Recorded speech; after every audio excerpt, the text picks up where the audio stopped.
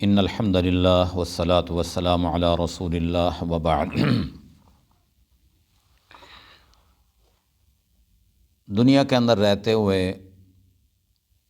ایک دوسرے سے کام ہو جاتے ہیں، کام پڑ جاتا ہے ایک دوسرے کے ساتھ۔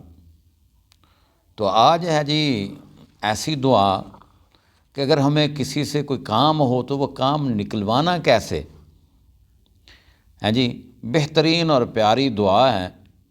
آپ وہ دعا پڑھیں تو انشاءاللہ اللہ کرم کرے گا، اللہ تعالیٰ اس بندے کا دل نرم کر دے گا اور انشاءاللہ وہ آپ کا کام ضرور کر دے گا۔ اور اس دعائے مبارکہ کے اندر لکھا ہوا ہے کہ اگر اللہ تعالیٰ سے کوئی حاجت ہو یا کسی انسان سے کوئی کام نکلوانا ہو تو پھر اس کا طریقہ کار کیا ہے جی۔ حضرت عبداللہ بن ابی اوفا رضی اللہ عنہ سے روایت ہے کہ جس شخص کو اللہ تعالیٰ کی طرف سے کوئی حاجت ہو یا کسی بندے سے کوئی کام ہو تو وضو کر کے 2 رکعت نماز ادا کرے، پھر اللہ تعالیٰ کی تعریف کرے۔ پھر اللہ تعالیٰ کی تعریف کرنے کے بعد نبی محترم صلی اللہ علیہ وسلم پر، اپنے پیارے نبی پر درود مبارک پڑھے اور پھر اس کے بعد یہ دعا پڑھے۔ بات سمجھ آ گئی؟ صحابی رسول حضرت عبداللہ رضی اللہ عنہ روایت کرتے ہیں کہ رسول اللہ صلی اللہ علیہ وسلم نے فرمایا کہ اللہ سے کوئی حاجت ہے یا کسی انسان سے کوئی کام نکلوانا ہے تو اس کا طریقہ کار کیا ہے؟